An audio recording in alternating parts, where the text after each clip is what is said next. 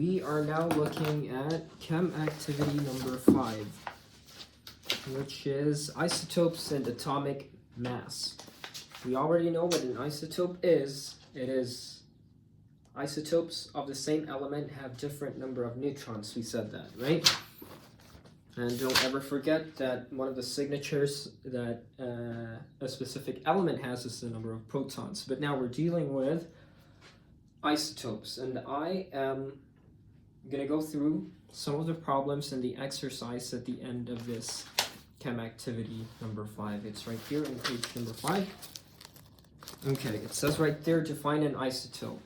Now we know what that is. Number 2, without doing any calculations, what is the mass in grams of 6.022 times 10 to the 23 hydrogen atoms randomly selected? We already know that that is going to go down, boil down to its average atomic mass, which is 1.00894. Is it 94? 1.008. 7 something. Yeah, 1.008. 794, I think. Yeah, rounded off to 3 decimal places. It's 1.008. That would be the answer there. What about potassium? If you have a mole, and again, what is a mole? A mole is a very big number. If you have a million, not even, this wasn't a million, right? It was, I think this is in a sectillion number. If you have that much potassium atoms, you randomly select them, what would be the mass in grams? That would be, potassium is number 19, K. That is 39.098 grams. Okay, what is the mass in grams of one helium atom? What do we think that one is? If you only have one helium atom, helium is 2, element number 2. If you have a mole of helium atoms, you'll have 4.003. Right? That would be if you have a mole. But if it's just in grams of one helium atom, what you're going to do with that is, let me see if I can find it right. Well, it wasn't given to us what the percent abundance is, but you're going to have to find its natural abundance, the percentage that it occurs, and the isotope, right? So that wasn't given to us, but I'm pretty sure this would be in the exercises. So we're going to skip question number 3, because you're going to multiply the isotope, the mass of the isotope, by the probability that you can have that isotope, right? Those are the two things that you multiply together, and we'll be working on a problem similar to that one in this question right here. Difference between, now it's talking about ratios for number 4. Number 5 is explaining the difference between mass number and the average atomic mass. Well, the mass number, that's not the mass, right? Mass number is total number of protons and neutrons. And what is the average atomic mass? Well, that's the what do you call this? It's an average. It's not an actual number, right? It's just an average. The average weight in grams, if your measurement is in grams, the average weight of all the isotopes that there are present on Earth multiplied by their probability that it exists, or its percent abundance. But I want us to focus on question number 6 right here. Well, how do chemists find the average atomic mass of an atom? What do they do with that?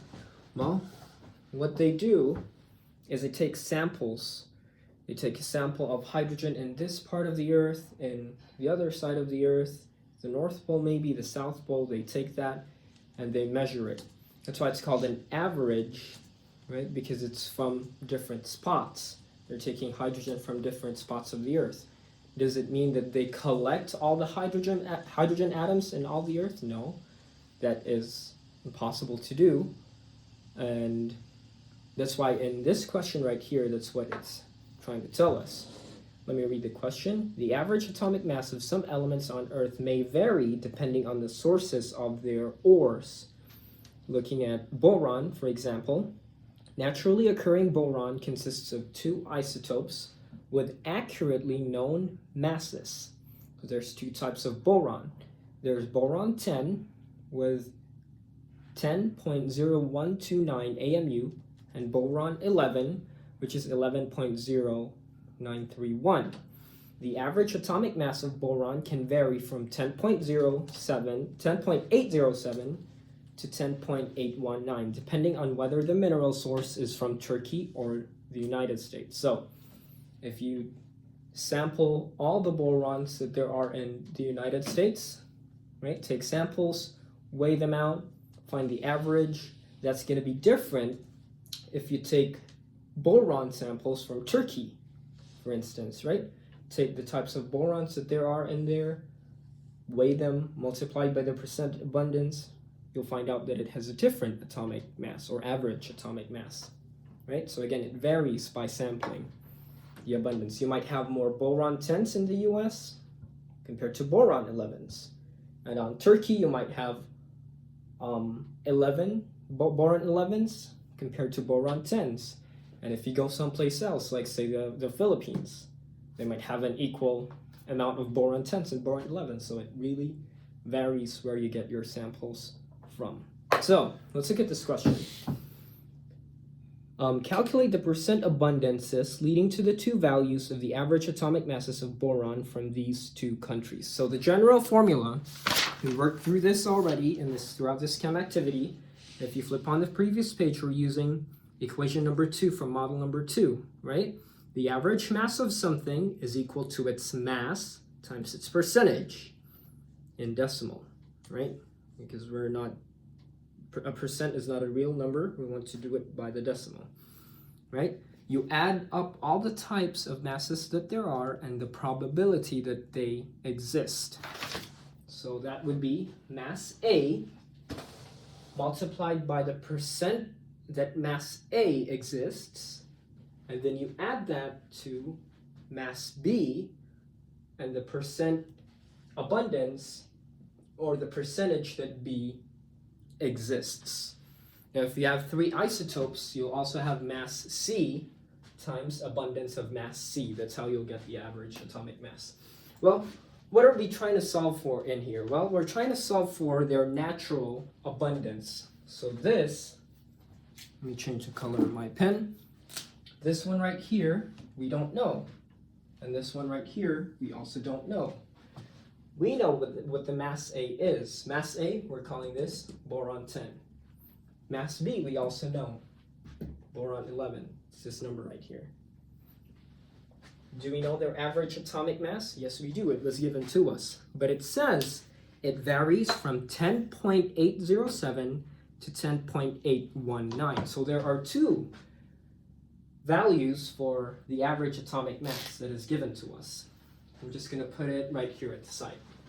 So average atomic mass, average atomic mass. I hope that's still seen. Okay, that's still seen. Average atomic mass, number 1, is 10.807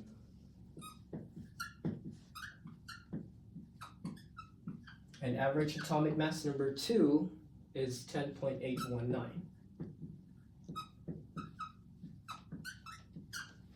So I'll be working through, let's see, 2.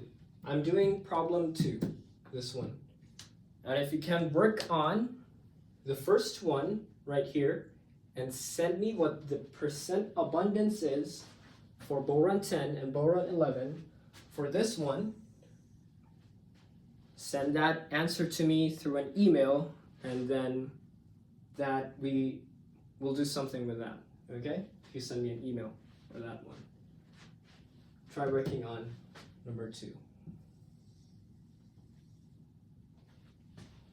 I think I just flipped what I said. I think I said I'll work on number 2 and then you work on number 1. But anyways, work on number 2, yeah? And I'll work on number 1.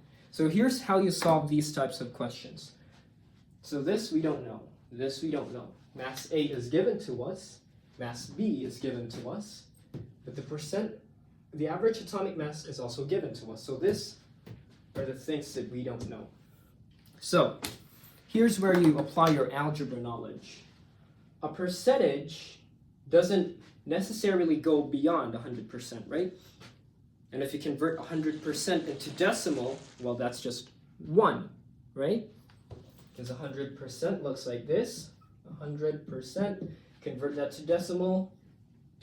Place this to the, well, in this sense right here, wait, this way. To decimal, place this to the left is how you get your decimal. 100% is equal to 1. So that must mean that the additive percentage of abundance A and abundance B must equal to 100%, or in a decimal, 1, right? So that must mean that abundance of A is equal to, how do you put that in math terms?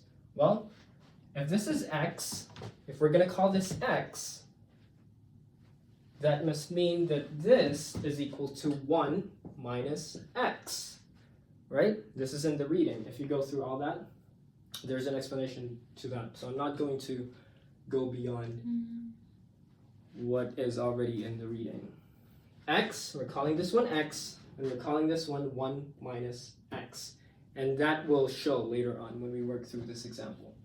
So let's work on the math right here. Mass A is 10.0129, right? Times X, I'm going to put this right here, times X plus mass B is 11.0931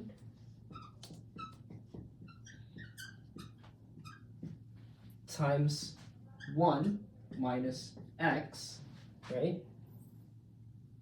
That's right, is equal to the average atomic mass, which is 10.807. Right? This one, email me the answer for this one, number 2. So I am working on problem number 1. Let me make a note. This is what I'm working on right there. So 10.0129 times X is 10.0129x plus, we just distributed it like that. So this one, let's distribute this as well, right? So I hope your algebra, college algebra knowledge is still present with you. 11.0931 times 1 is 11.0931. Right? Are we done? No, we're not. We're still multiplying it by X. 11.0931 times negative X is going to be negative, right? Negative 11.0931 X is equal to 10.807. Let's combine like terms. This has an X. This has an X. So we'll combine them together.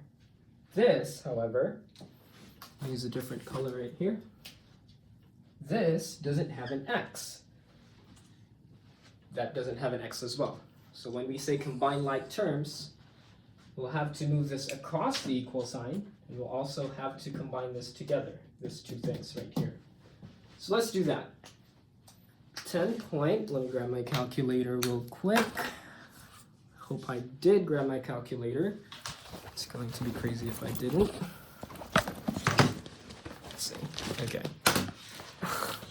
Got it right here. Okay. Starting with the blue one first. 10.0129. This is a minus right there. Minus 11.0931 is equal to this number right here, negative 1.0802. I'm going to put that right here. Negative 1.0802 x, right?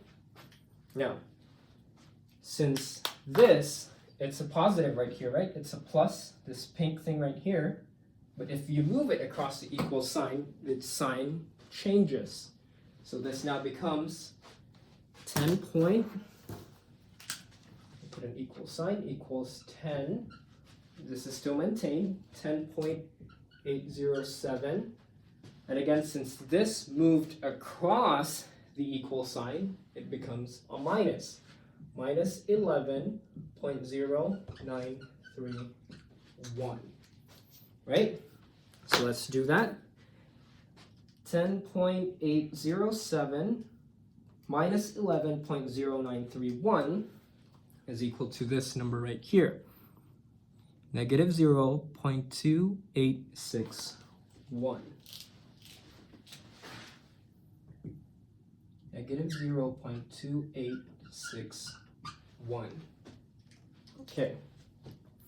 And this one right here is still the same, negative 1.0802x. We're solving for x, right? So since in here, it's a multiplication problem, we want to isolate x. This is going to be a division on this side, right? So that would then equal to negative 0.2861 divided by this number that we're multiplying by x. Negative 1.0802. So that's how you isolate x. And when we do that, divided by that 1.802, right? Negative 0.2861 divided by negative 1.0802, we get this crazy number right here. But how many sig figs were we given? We're given 246 sig figs initially. So just because of that, I'm gonna maintain those 6.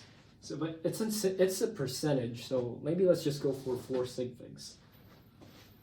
This is equal to 0.2649. That is equal to x. Are we done? Not quite, but we're almost done. So this x, what did we say was x again? X is a percent abundance of A.